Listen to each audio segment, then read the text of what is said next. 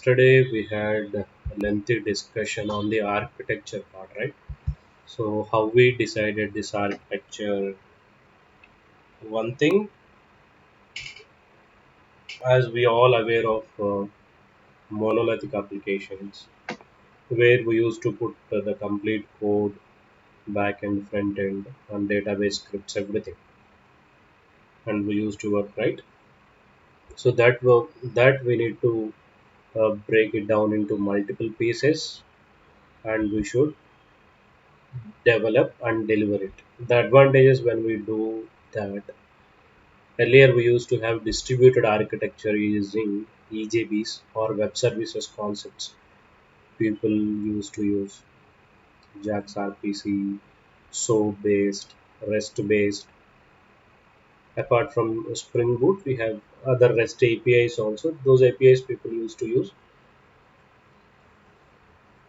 and that is not a pure microservices architecture. Spring Boot is providing a lot of support to the microservices, especially to implement, which is suitable for cloud. Okay, so as microservices advantages we have with Spring Boot. Spring Boot is a lightweight, easy framework to develop to write the code. It is very simple. Even a fresher also can put the great code. Okay, if you understand microservice architecture, it is easy to design the application also here. In microservices, the motivation is every independent, every module should act like a independent application. Every module or every subdomain. There are many strategies for us, as we know the modules. Every module should run it as a independent application, so that we will get many benefits like auto scaling or security. From the development point of view, parallelly many teams can work on it, and technology independent. One can use Java, one can use .NET, or pure Java teams if they are working. All services can develop in Spring Boot itself.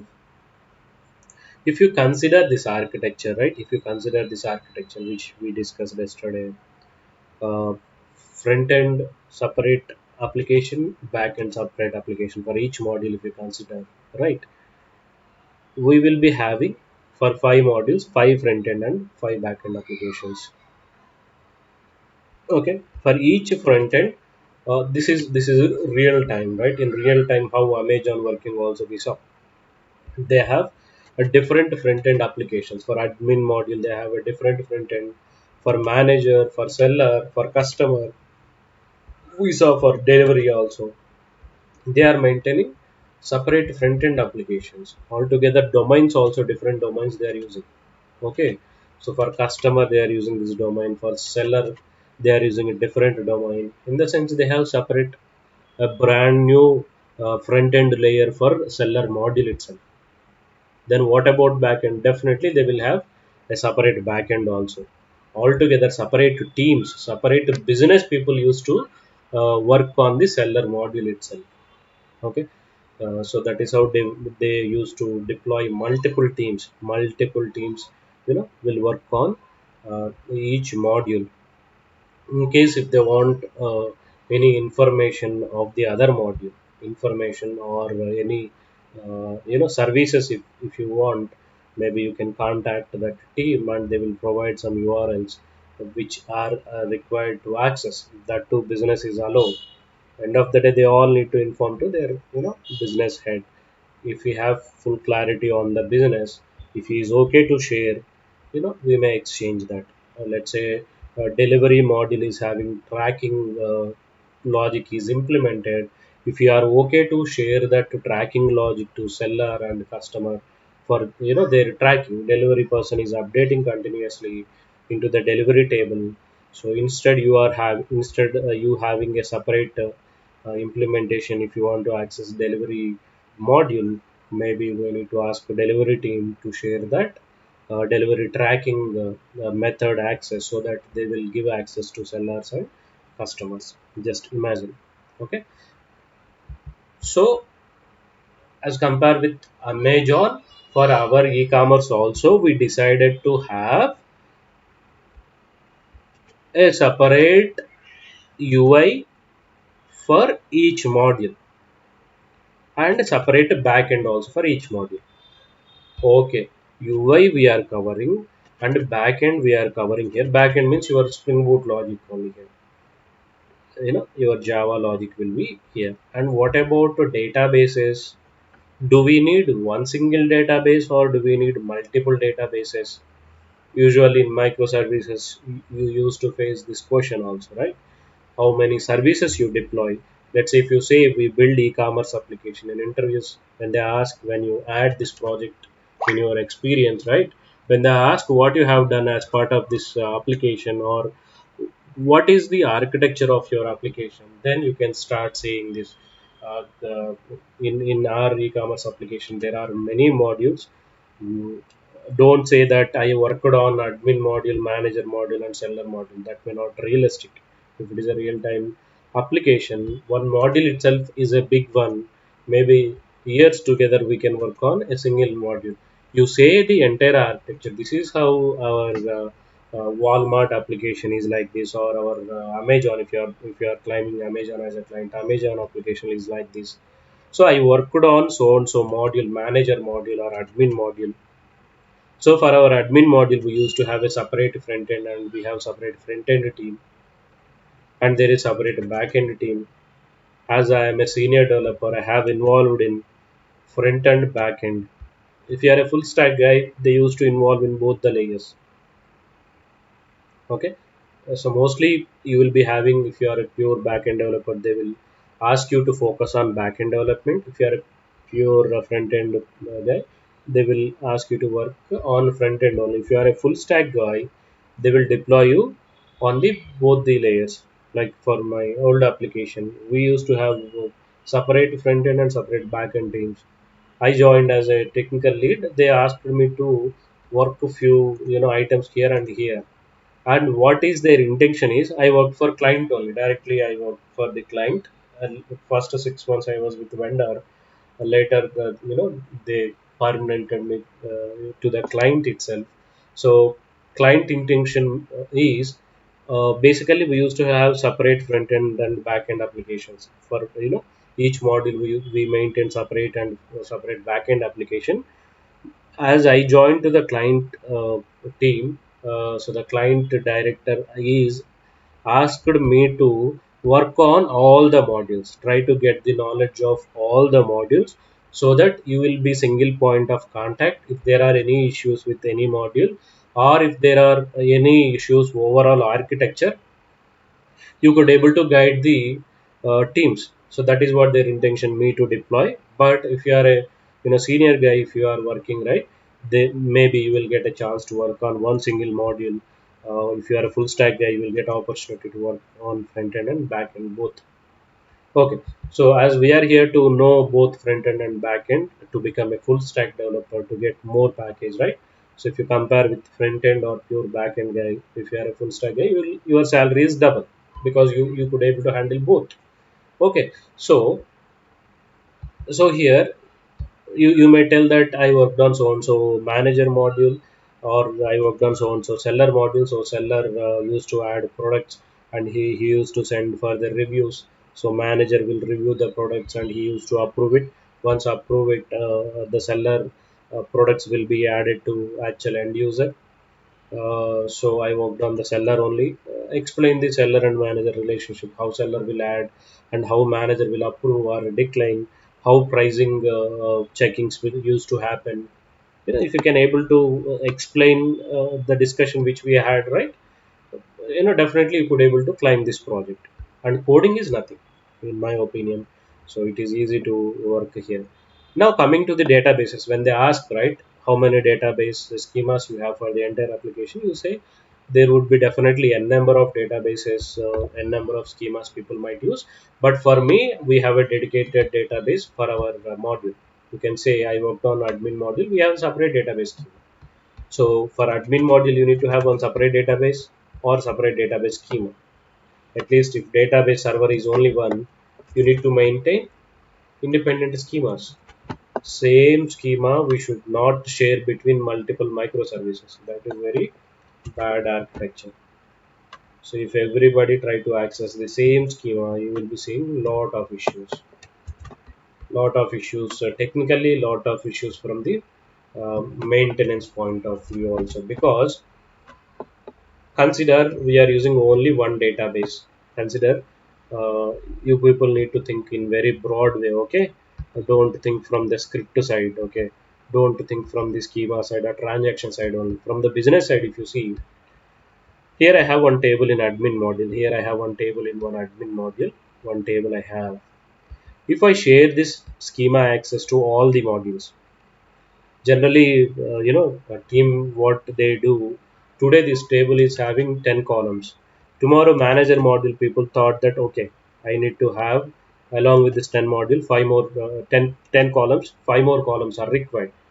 Admin people strictly added 5 or 10 columns only, uh, and manager team doesn't know about it, so they might upgrade the table, they might upgrade the existing columns also. If they have requirement, developer blindly will go to the table and he will upgrade the table. He may upgrade the schema, he may do anything. So if you do that, it will disturb the other module code also, isn't it? If you share common access of same database schema with multiple teams, they will play with it, they can do anything. Usually, single schema for each application, we will use different schema. In microservices, as we are maintaining a different backend application, you will be using different database, or at least different schema altogether. So, if you have one database, consider MySQL. If if it is there in a server, uh, some different Linux server you can have for these databases also. Everything you can have it for every Java application. For running Java code, Tomcat, you can have separate application, separate Linux machine. And to run your databases also, you can have Linux machines. That's how they can perform very well. If you put everything together, your database and your application, everything, if you put it in a single server, database also will run internally code only, right? When you create tables, or when you insert, or when you delete, update, database engine, database SQL engine will consume lot of memory. So if everything deployed in a single machine, at least your backend code and your database, if it is in single machine, both will share the resources. If your backend is having huge number of requests, at the same time database also, the people will hit, right? So for both, having the same RAM, same memory may not sufficient. So generally in cloud, we will be having a separate database schema together, separate database.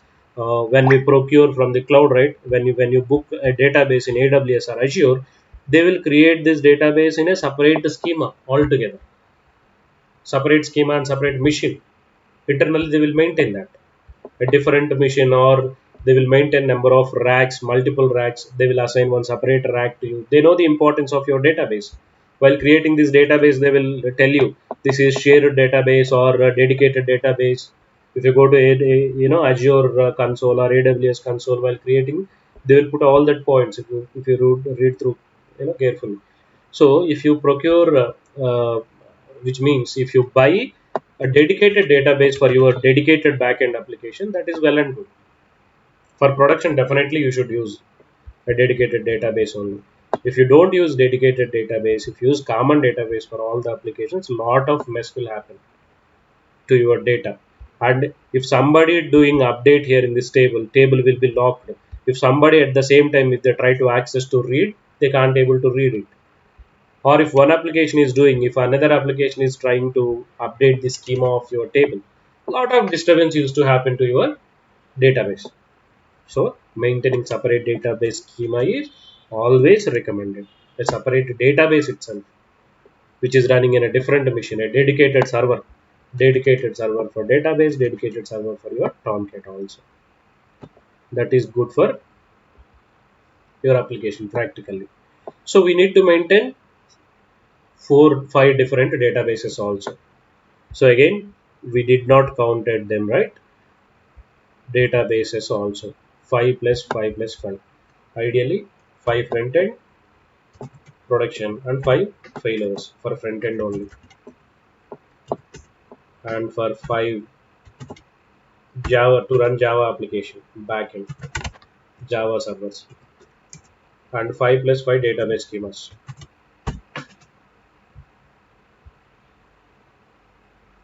Yes, right. You guys able to see? God, I got heart attack. Huh. Since when you are not able to see? Just now you lost?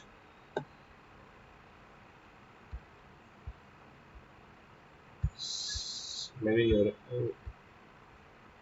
No, no, I just stopped and reshared it again. Yeah, it must solve, right? Yeah. So for front end, you can have 5 production and 5 failures here,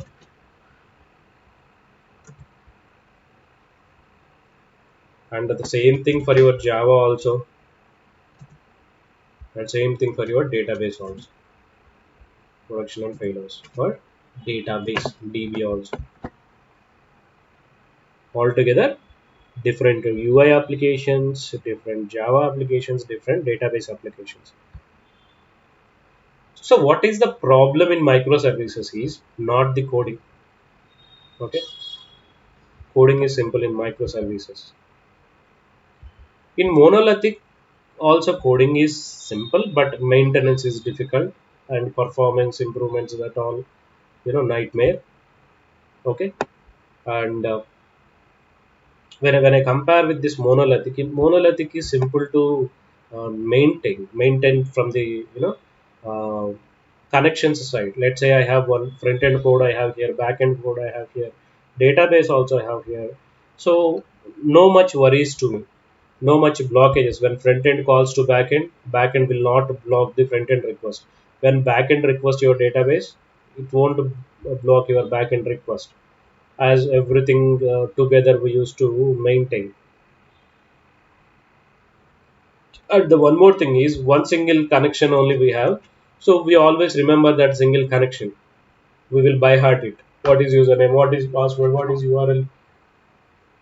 We definitely used to remember it. If you continue in that project for 2 or 3 months, you will be remembering what is your backend URL, or what is your database URL, username, passwords, and how many schemas you have. When you jump into microservices application, it is very difficult to remember everything. You will be having lot of front-end applications with different domain URLs, lot of back-end applications, lot of databases you will be having. So lot of databases means you will be having different database URL, different database passwords. Okay, altogether you have many things to maintain. So to maintain these properties only, the cloud config concept they given, if you guys able to recollect it, right? Cloud config to maintain your configurations remotely instead of hard coding the properties, right? Whenever I need my database connection properties, or if I want to connect one application with another application, if I need that particular connection URLs and all, as we can't able to remember them, it is very hard to remember. It is very hard to maintain also. Let's say if somebody say so and so application database schema is changed, you should recollect where that database is there. First, you need to search that server, where it is, how to access that server username, passwords. You need to go inside that server. You need to do a lot of changes. That is very difficult to maintain. In microservices, maintenance is very difficult if you don't have centralized configuration server. This is very, very, very, very important. Centralized configurations are very, very important. All the schemas, all database configurations, UI configurations, all configurations of stuff you should maintain centralized. You need to maintain it as a centralized application. Applications are different, good, but this application connection properties, you know, all the references which you need to maintain, that you should maintain via cloud config. Do you guys remember this concept? If you went through microservices learning, means all your code. I mean, let's say you have DB1, all the DB1 related properties we maintain here. DB1 is for, let's say, admin module DB1, admin module DB you have. So all that admin module DB configurations, maybe in YML file or properties file, your URL, username, password, isn't it? All the modules configurations we maintain from a single server.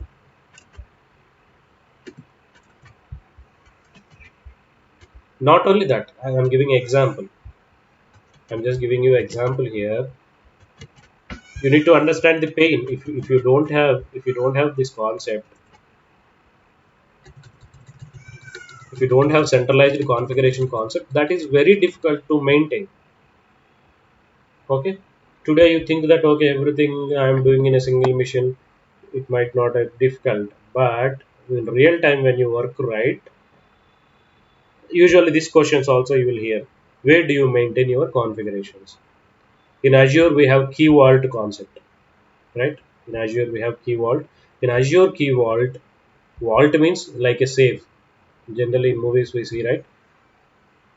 In safe, people used to keep their money, and when robbery happens, entire safe they will pull in, maybe some Bollywood movies also we have.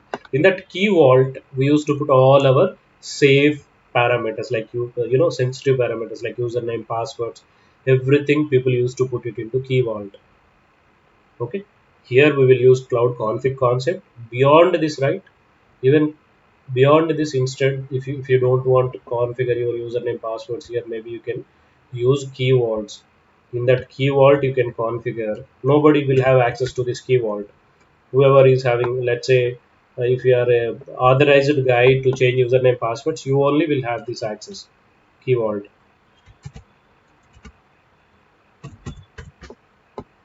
let's say Azure key vault, there are all the username passwords kind of stuff, sensitive information they used to put, and this key vault keys only they will configure here via the centralized configuration. That key vault configuration, developer need again flexibility, right? So key vault is maintaining your username passwords, of course, but as a developer you should able to configure it from somewhere. You should have centralized monitor to watch what is, to change, so that you can go directly here and you can do the changes. So these changes will be applied to all your applications on the fly. Whenever I add these parameters here, right, from key vault, the username passwords I am configuring here, and these parameters only if I consume across my applications. Let's say especially your Java applications need to connect. This Java application will connect with this cloud config server, and it will fetch this database configurations and they will consume. Okay, so that's how the people will do the configurations in the cloud config and access it. So in our architecture, along with the gateway, along with your separate front end back end applications, you need cloud config server also to maintain your configuration. You need cloud config server to maintain all your configuration stuff. So all your configurations will be maintained centrally. Let's say if there are some changes, yeah. Hmm.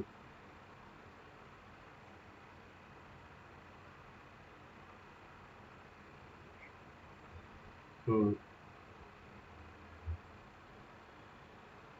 We have auto refresh property. We have auto refresh property in cloud config. It will automatically refresh it. I mean, at this instance, I am unable to see. Using at the rate value, we configure these parameters anyway in our B. Right, at the rate value we use in boot to configure properties. These properties will be loaded into your local first. That's how cloud config work. This is cloud server. If it is a cloud server, from cloud server, your client, local client will fetch the parameters. In case if there is any refresh happen, right? Refresh handler also we configure here. What that refresh handler will do, continuously it will listen your cloud config. Is there any changes happen to it? If there any change happen here, immediately it will refresh the properties. As soon as properties refresh, what will happen? Your application also will restart. Okay, your application also need to restart because your configurations need to change, your connections need to change. Okay,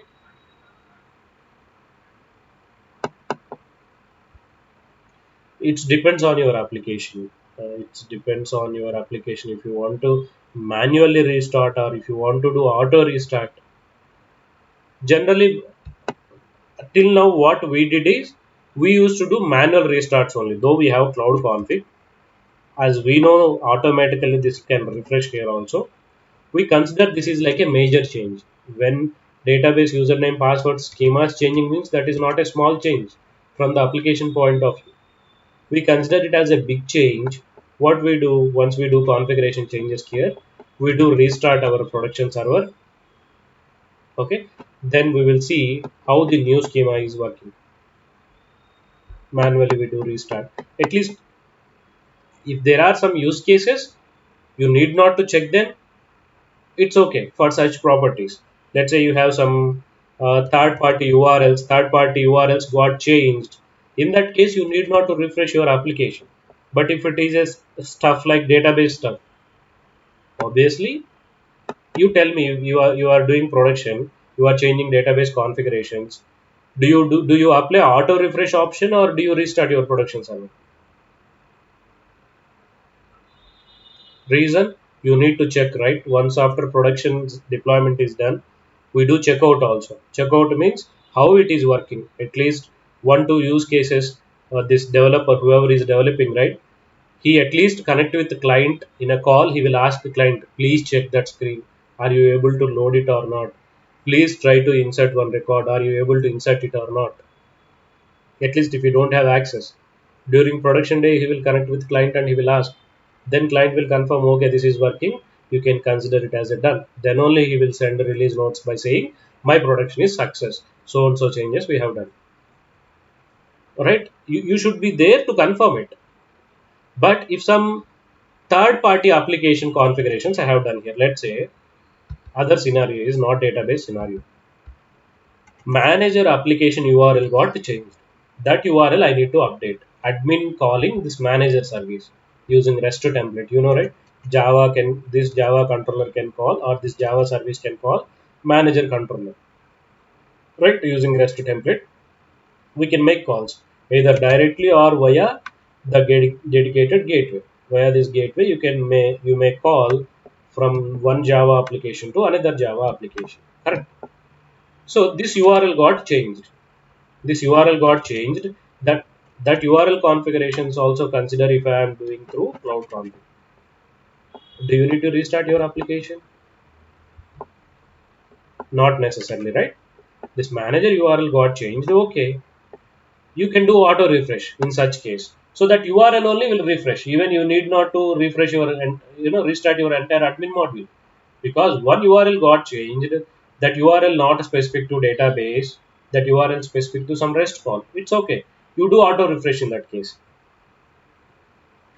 Maybe that URL, if that is not working properly, still you need to do the checkout. You need to ask your client to check that use case. But from the application point of view, no much damage is going to happen. Okay, maybe I'm deviating it. But so the end of the concept, I mean, what you need to understand here is there should be one centralized server who can able to manage all these configurations. Let's say Durga Soft people are conducting so many workshops, so many sessions are happening. Almost daily 20 to 30 faculties, more than 30, I don't know the count, are teaching. And for each faculty, there is a separate dedicated URL for each session. Okay, so where they will maintain all these URLs, username, passwords of this GoToMeeting application and all, there should be a central, maybe Google Drive or some central server, central repository, something they are maintaining it. There they must have all the username, passwords, everything, just to start our sessions itself. Imagine, just to start our GoToMeeting, they need username, passwords. So parallelly now itself, our session is going on. Parallelly, there might be some 30 sessions also going on. There is an admin person. I used to call him, and when I ask him, session is shut down, he will again restart the server. How he will know? As he have all the access of classes, usernames, passwords, and URLs. He will log into that go to URL immediately. He will log in and he will restart the meeting. As he have the central access, maybe one Google Drive document there, he have all the username, password, so immediately he can copy and he can restart. Instead having instead having one Google document for him, if we have 30 Google documents. So if I say please refresh it or please restart it, he need to refer my Google Drive. He need to log in into so and so separate email, and from there you need to access the drive and you need to do a lot of changes. Maintenance is difficult, right, for them. So for these sessions, how the difficult to maintain all our sessions URL, username, passwords. Similar way to maintain all your database URLs, or to exchange one Java application to another Java application. If you are doing REST calls or UI calling the Java applications, if you don't centralize all these configurations, it is very difficult to manage them. One day we may forget them. If I remember, if I am an admin or if I am a technical lead who remember all these, if I go into sick and after 5 days if I come back, even I don't remember them. If nobody maintains centralizedly, and if you say that to the client, I don't remember, I forget. Somewhere they must be coded, hard coded them. They must be keep them into email or somewhere in Confluence in documents. They will maintain it. But from the application point of view, when there is a change, your code should not change. I'll say my DB property changed. So for that DB property, you should not jump into your admin application and you should not change your code here. Your application should work as usual. The change should happen in a central application. So this application change will automatically will reflect into your application. Okay. So that's how configurations will be centralized. In a simple example, we all using SIM cards. Our plans, everything will be in a geo management hands. When they want to change the plan and increase the price or decrease the price, they will do a small change in one central application. When they do that change, it will reflect everywhere in all geo services. If you are using a Geo mobile app, or if somebody recharging through Paytm, or if somebody recharging through Phone Pay, for everybody that centralized price changes will be reflected automatically. That's how your application configurations also you need to centralize here. Okay, technically I don't want to go in depth into it, but that is what the central config server will do. Centralized configurations we have to maintain. So why I am discussing here, it means we need one cloud config server also. We need one cloud config server also. So how many applications now? 5 front end, 5 back end. Um, I would recommend one gateway, but if you people really interested, you can put 5 gateways also.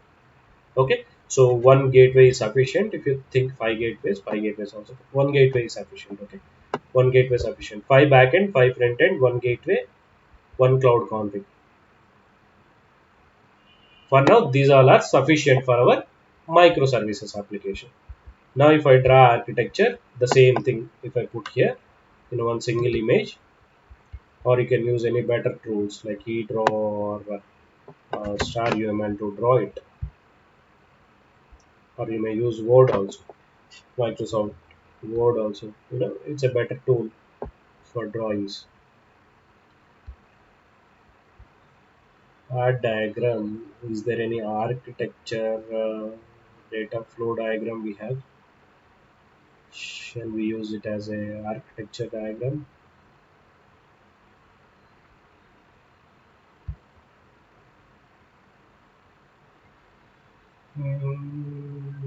Data sources, database process means your code, external entity. Anything else? Yeah. So if I consider this process as our backend, okay, admin service, on admin microservice,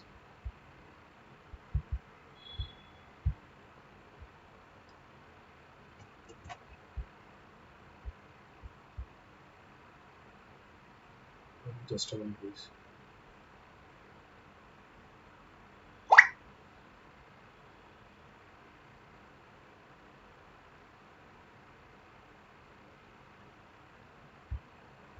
Nothing happened. I thought to increase the font size. Okay. So I hope this is also visible. Okay. Let me zoom it.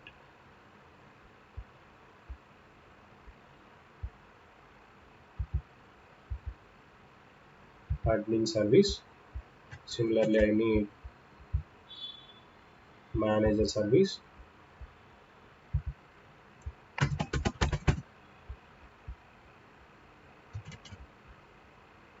It is not allowing to rename. Delete from the-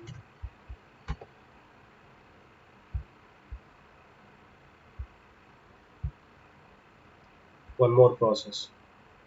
So manager service.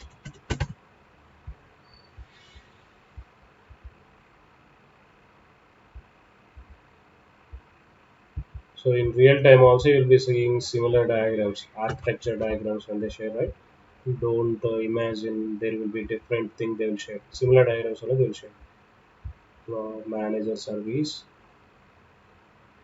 but the representation may be in a different way they do. But consider the similar things you will be seeing. Seller service,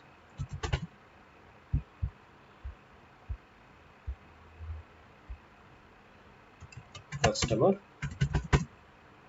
service,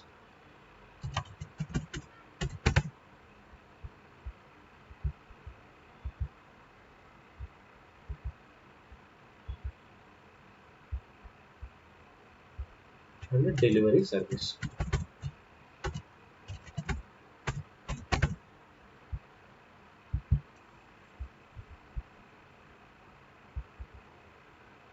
Okay, these many backends we will be having. Okay, so we will be having external entities I will use for UIs. Okay, admin UI, and from here data flow used to go to. Okay, this is data source. Data flow will go this way. Admin UI to node we can add. So create manager and view reports. For more description, you can add it if you have the space, or else you may remove it. No worries. So the data store means database. Admin DB. So the data will flow from here to here. So again, when we jump into each service internal architecture, right? Again, it is different. This is high level architecture. So when I show the image of world map, right, we will show all the countries, all the continents. When you go into the continent, we will be able to see the countries. Again, when you go into the countries, state, cities. Similar way, this is high level architecture, which is having everything. Now, if you go to front end, again front end have again in depth architecture. Again, when you go to the back end again have in depth architecture. Database also itself, it is having its own architecture in the sense the database tables designing and all. Okay, so we need to see it from very top angle first. Then we need to dig it in depth. Okay, so that's how we should you um, learn the things. Manager UI, manager data source, seller UI, seller data source, customer UI, customer data source. delivery presentation layer, and delivery database.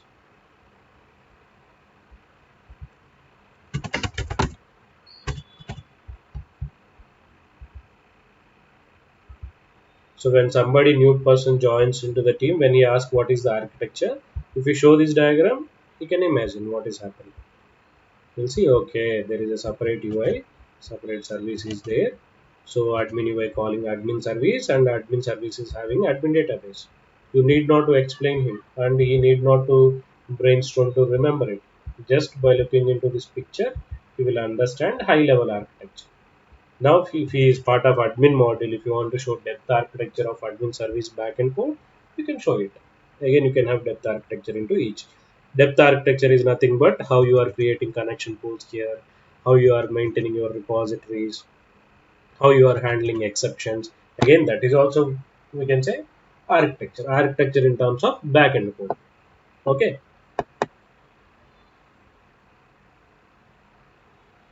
architecture is nothing but a pictorial representation or the technical representation how you are going to implement it. Manager UI, seller UI. People might feel boring, right? Still, it's fine.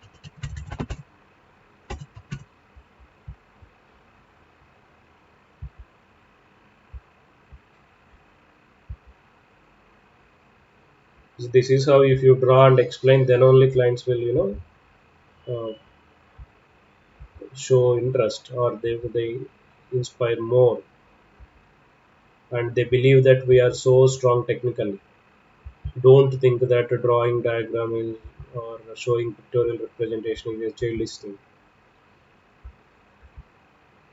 People will appreciate when you really present things, presentation with presentations or pictorial representations, and it is easy to remember also.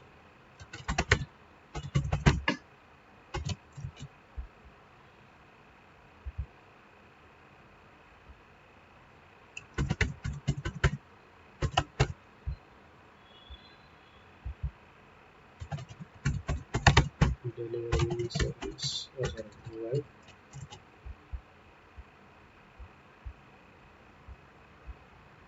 Delivery team.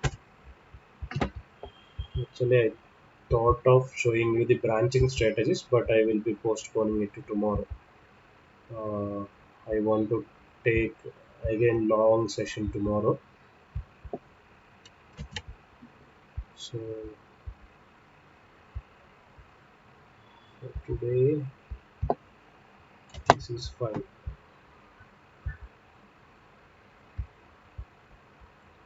What you learn new thing today means nothing, right? Database and central config server. And we forget here to add one more process, right? See, many things missing between.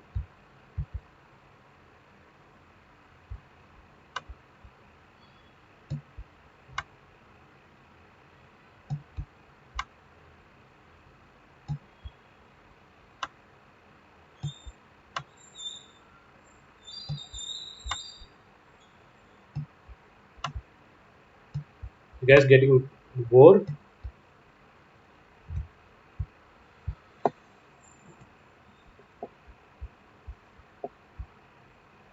while I was learning Java. I joined one institute in Hyderabad. My guru is Surya Narayana. What he used to do, during present offline sessions, to remember things easily, especially CRUD operations. Always he used to explain MVC, and he used to dance on the board like Bharatanatyam, right? He used to put that steps on in front of everybody. So he used to say applications will work on this Takita Dadami, like from this side to this side. In Takita Dadami, right? Everybody know that dance. Left hand and right hand we will put widely, and we get it together. You people know thread operations also used. Uh, Great, great. So he used to say the same thing is happening with every application. Just if you imagine Takita Tadime, how the dance is happening from this side to this side, we move hands right. Similarly, front end to back end to front end. That is all the applications will do. Nothing apart from it. Any application you take, front end to back end to front end. Just parameters will change. That's it. Okay. So great. I remember him. So here one more process, which is gateway. So you may put your ecom gateway or API's gateway. This is meaningful word. API gateway. API gateway in the sense all your APIs. We call them as APIs. Okay. Backend APIs. Your post put all the methods. We configure all these methods.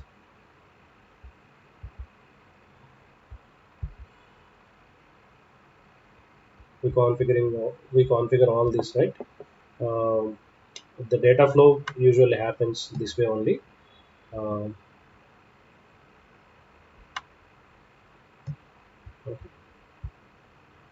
so front end directly will not involve with the back end directly. It will call via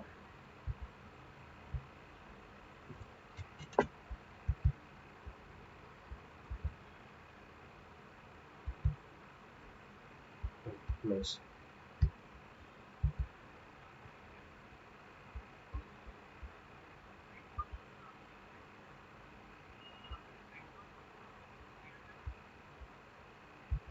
Um, no, actually, I didn't use that concept to be frank. But when you asked, I was realizing it. I was thinking that why can't we use that concept for the properties which are okay to refresh? Simple, right? Common sense. Getting right? Uh, yeah, yeah. In Spring Boot, I used to give that examples. I'm unable to recollect it instantly, but yeah, I need to look into that. Same concept we will apply here also. Okay. So UI also will call gateway. From gateway, the flow used to go to backend. Okay. This is the actual data flow used to happen.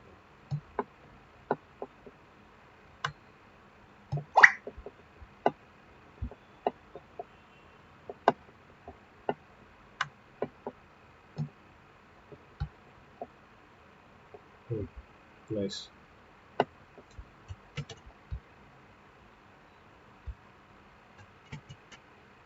You can have multiple also. What is the issue in that? Yeah. But maintenance will become difficult as soon as you are increasing the servicing. Services are for a purpose. Your logic is executing here. But gateways doesn't have much logic. Okay, they just take forward your request. That's it. So if you think that gateway also getting lot of traffic and one single gateway, if you think that is not really sufficient, then yes, you can have multiple gateways also. When when you have independent teams, okay, here as we are doing everything, we are having one gateway. When people are having independent teams, independent business people itself, I mean business, what we say, independent business teams, if they are working in that company, they will maintain different gateways. They never use same gateway. One team may recommend, one team may go with AWS, one team themselves they go with Azure also. Okay, how they will maintain same gateway? They don't do that, right? So you can have a number of gateways also. But for our application is small and trying to use one gateway. But in real time, imagine every business team will have their own strategies, their own gateways, their own cloud services. If one business team consider that for them AWS is good, they go with AWS and AWS gateways. One team, if they consider Azure functions are good rather than the Lambda functions and Azure APIM is good, than the AWS something, they go with Azure thing. Azure gateway they will use. Nothing wrong. You can use a number of clouds also for your application. One single cloud. Yeah, people will use different clouds also if they have that flexibility or budget. Okay. Yeah. Now one more thing I wanted to include here. Microservices are like, nothing is fixed here. If you see some problems in the existing architectures or in the existing applications, and if you thought that new ideas or having a new architecture, if it is going to help you, you can create it. There is no first and foremost rule, but there are concept like gateways or load balancings that we should learn, and maintaining different database schemas, because people learn problems and they given the solutions. In future, if they see any problems with this and if they found new solutions, yes, you need to adopt them. So for continuous understanding of microservices, go with this microservices org and read this. Okay. So continuously they used to update this wiki here. You will be reading so many notes here. What they have done. Even 28th August also, how modular can your monolithic go?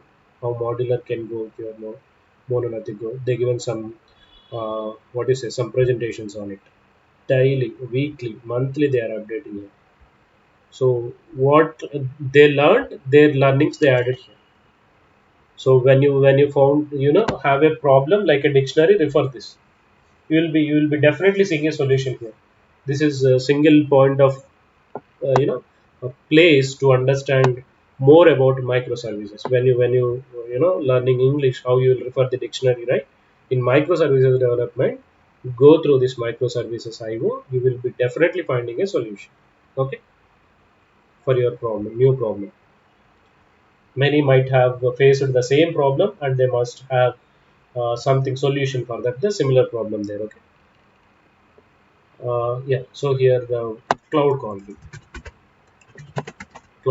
also equal cloud config service. Okay, who will consume this means everybody. Cloud config everybody will use. Okay, I don't want to put the connections, but consider everybody will use this cloud config. Or else, do you guys think it's good to add? Let me add one arrow here.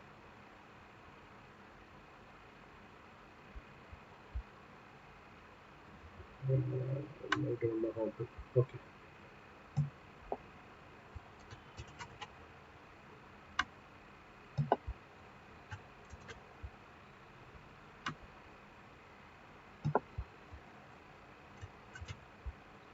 If you use e-draw, right, it will give different colors, different shades,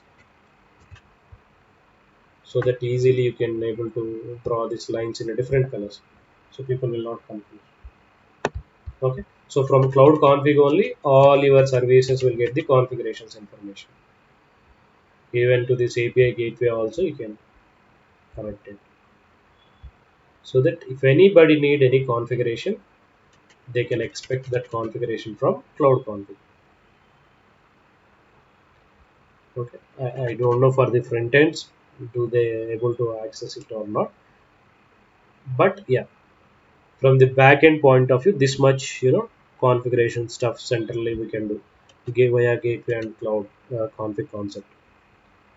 So this is our high level typical architecture. Okay, I'll save it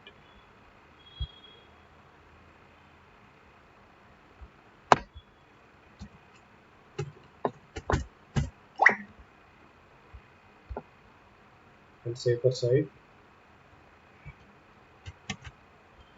I'll capture this image.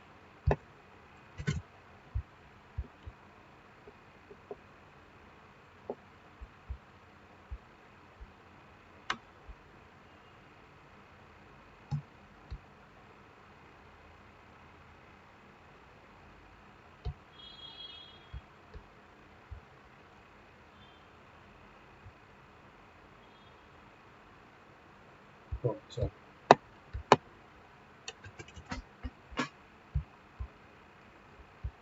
yeah, that's it guys, mostly for